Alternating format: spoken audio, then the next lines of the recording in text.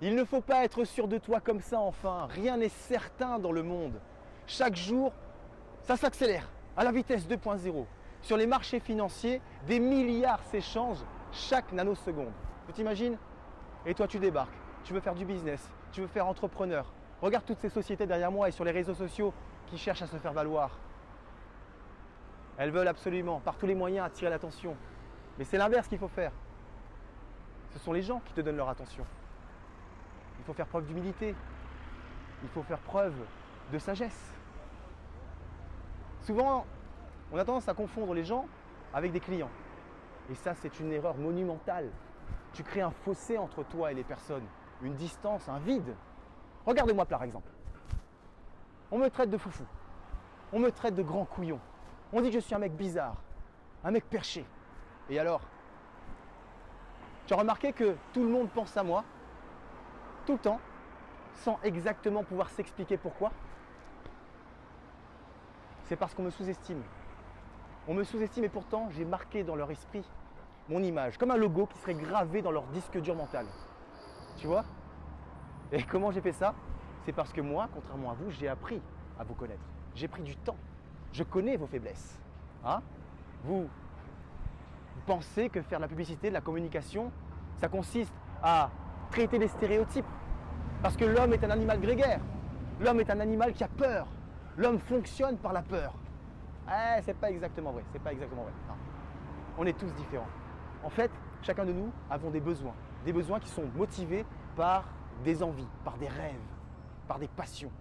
Et notre boulot, non mieux, notre passion en tant que communicant, notre mission en tant que communicant, c'est de faire le lien, le pont entre les propositions de certains et les besoins des autres, qui sont encore une fois juste les murs qui cachent la réalité, à savoir les envies, les passions, les rêves. Quand tu as compris ça, plutôt que de vendre un produit à partir duquel tu ne construis rien, tu vas commencer à proposer de la confiance. Tu vas commencer à imaginer des solutions avec de la qualité.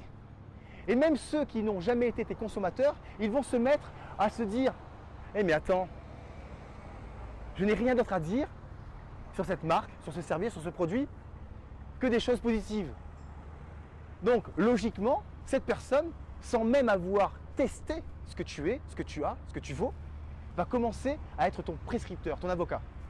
Et tu vas sortir de la masse des commerçants. À moins que tu veuilles rester un commerçant banal, un vendeur nul.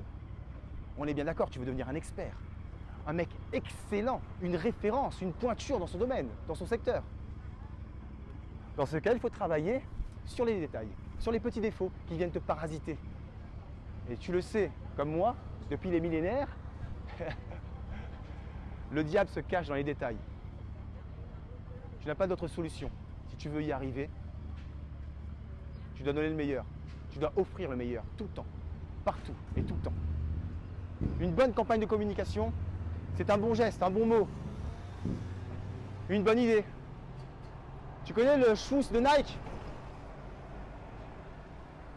C'est moi qui l'ai transmis, parce qu'il représente les meilleurs attributs du diable. Les cornes, la queue, la